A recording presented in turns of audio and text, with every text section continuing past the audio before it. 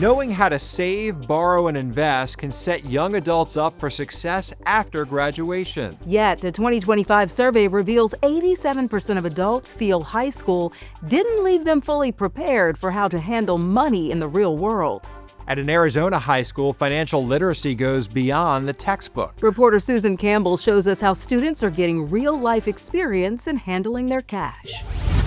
Eva Falcon is a senior at Metro Tech High School in Phoenix. She has big plans for college and an internship already under her belt. We're running around, opening accounts. She's one of 6 students interning at the Copper State Credit Union branch inside their high school.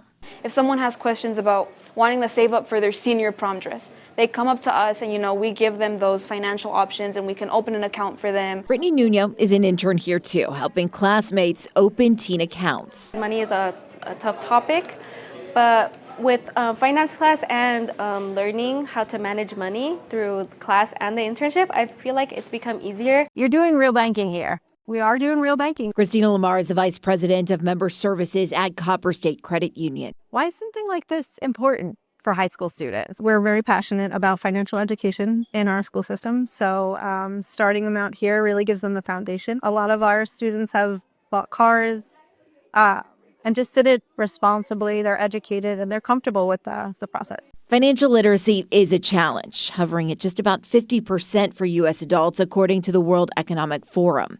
That means people struggle to answer questions about borrowing, saving, and financial risk. Financial literacy is super important. Jeff Howard teaches a finance course at Metro Tech. He says there are a few lessons that transcend the classroom. A rainy day is going to happen, so always saving for that. Looking towards the future and having some big long-term goals. And then the biggest part is don't get into debt.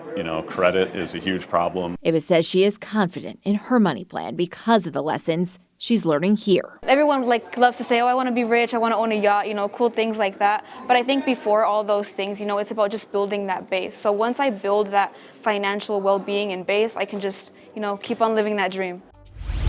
As of January 2026, 35 states require students to complete a standalone financial literacy course to graduate.